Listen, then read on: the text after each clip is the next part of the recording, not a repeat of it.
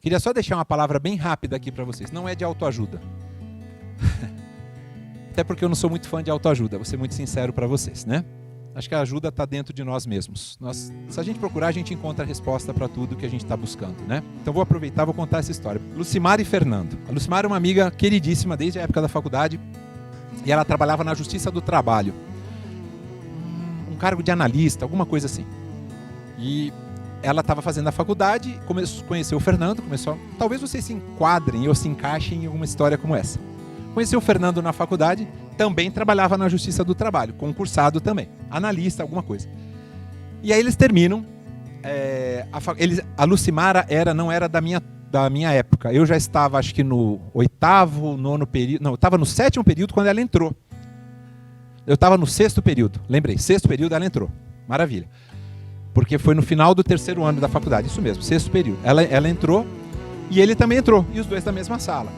Terminada a faculdade, né, os dois, eles falaram assim, Vitor, principalmente o Fernando, Lucimara, eu quero me casar com você. Ela falou, não, a gente só vai se casar no dia que nós formos aprovados no nosso concurso da magistratura trabalhista.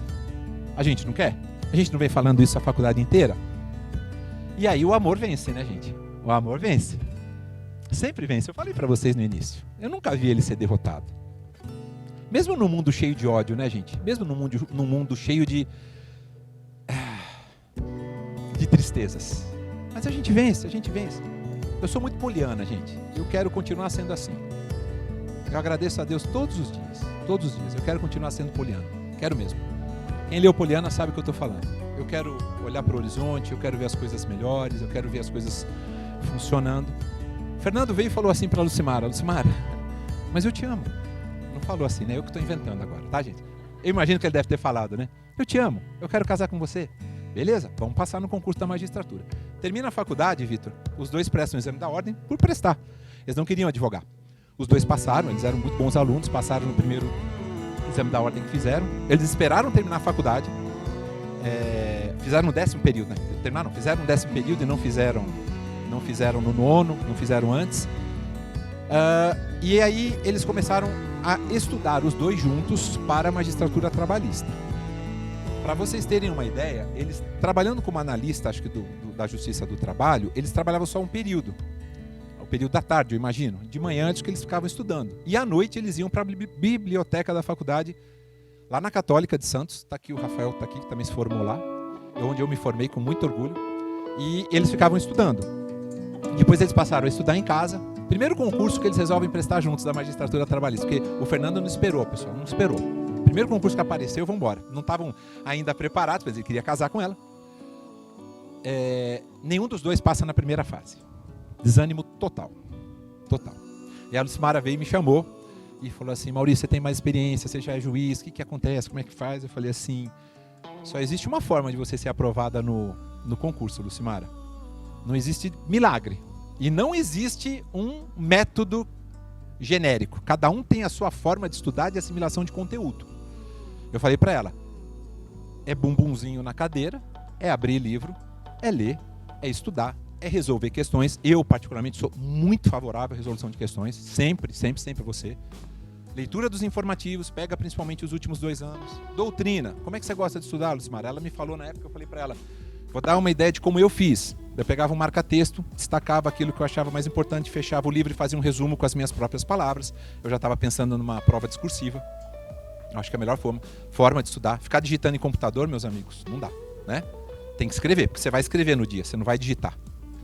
Enfim, falei com ela e tal, e ela falou assim, maravilha. Segundo concurso que os dois prestam, nenhum passa na primeira fase. TRT da 2ª região, TRT da 15ª região. Ali pertinho, né? Quem conhece o estado de São Paulo sabe o que eu estou falando. Terceiro concurso, ela passa na primeira fase, ele não passa em nenhuma fase, ela repete na 2ª fase. Quarto concurso, os dois passam na primeira fase, nenhum dos dois passam na 2ª fase. E lá se vão quase 7 anos. 7 anos depois, Vitor, os dois resolvem prestar o concurso para o TRT da 2ª região, que abrange Santos, minha cidade natal. De 7 anos depois, eles prestaram até, gente, se eu não me engano, no Pará, eles viajaram o Brasil inteiro. Os dois passam no mesmo concurso, 7 anos. A Lucimara passou, acho que em 7º lugar, e ele passou em 15º, 16º. E se casaram.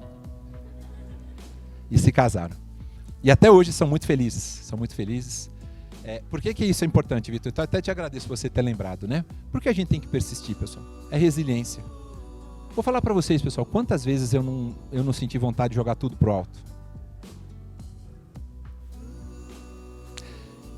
Os meus pais são professores do estado aposentados. Meu pai, infelizmente, eu perdi no ano passado. Quem tem algum parente professor do estado, sabe quanto ganha um professor do estado. Minha mãe sobrevive hoje com uma aposentadoria de R$ 2.300 para cuidar de 3 filhos. E eu, com 14 anos, eu era office boy, com muito orgulho. Lá não teve choro, não. Nem choro. Se tiver choro, tinha que engolir. Vambora, vamos pra luta. 14 anos, primeira vez que eu usei, nunca me esqueço, um sapato na minha vida. Porque minha mãe comprou. A prazo, mas comprou. E para os meus irmãos foi assim também. Mas quando eu resolvi largar tudo para estudar, não pensem vocês que eu tinha ânimo para estudar todos os dias. Houve dias, eu vou ser muito sincero para vocês, em que eu simplesmente... Eu só não vou dizer para vocês que eu entrei em depressão, porque não era um quadro depressivo, mas era foram momentos da minha vida que eu falei, eu vou largar tudo. E é aquela hora que a gente fica revoltado, mas revoltado com tudo mesmo, com tudo.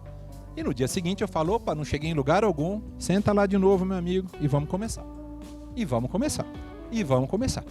Eu vou finalizar, pessoal, dizendo, eu já contei essa história algumas vezes, se alguém já ouviu, vou pedir desculpas, mas eu tinha por base estudar numa mesa que tinha um tampo de vidro, pequenininho assim, não era uma mesa muito grande, ela era quadrada, nem era redonda. Eu botava a minha cadeira aqui, eu não tinha computador, eu tinha caderno universitário que eu tenho até hoje, graças a Deus, os cadernos tudo com folha amarela, já as páginas tudo amarelas, onde eu fazia as minhas anotações e tinha os livros, onde eu riscava tudo, e depois fechava e fazia as anotações. E não tinha vademecum na minha época, eu sou juiz há 25 anos, não tinha vademecum, era Código Civil, um Código de Processo Civil, um Código de Penal, tinham todos eles ali.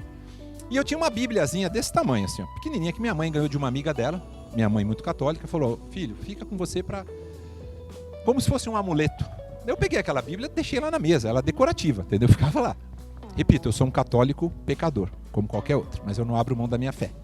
Sou devoto de Nossa Senhora de Fátima com muito, muito orgulho. Aliás, eu ando com o meu tercinho de Fátima no bolso, e essa pulseirinha aqui é um tercinho de Fátima.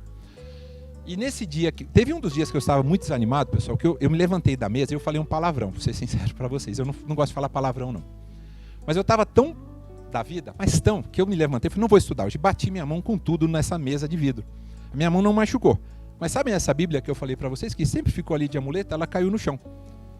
E eu deixei ela lá, caiu aberta no chão. E aí naquele dia eu falei, não vou estudar. Eu tinha que ir no centro da cidade, fazer algumas coisas, eu morava em Santos, morava na Ponta da Praia, que é um bairro que fica... na ponta da praia, o nome sugere. E eu falei, vou pegar o ônibus e vou até o centro. Peguei o ônibus, fui até o centro. Quando eu voltei, e no meio do caminho eu já fui voltando, falando assim, peraí, de novo. Senta lá, filho, estuda.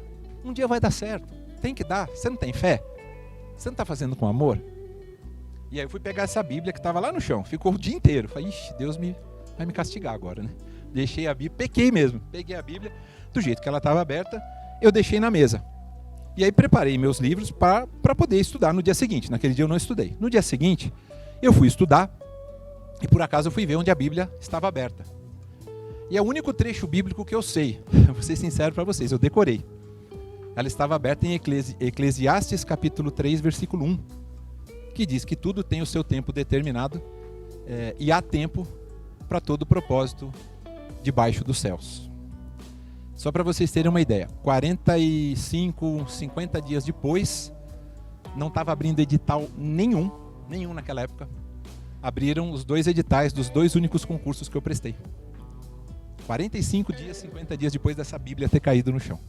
TJ São Paulo e TJ Minas. Eu passei na primeira fase dos 2, não passei na segunda fase do TJ São Paulo, e o resto são 25 anos de magistratura de Minas. Ou seja, nunca foi no meu tempo. E nunca vai ser no tempo da gente. Vai ser no tempo dele, seja lá quem fosse ele para vocês. Desejo toda a sorte do mundo. Que Deus abençoe vocês. Tá bom? Muito obrigado.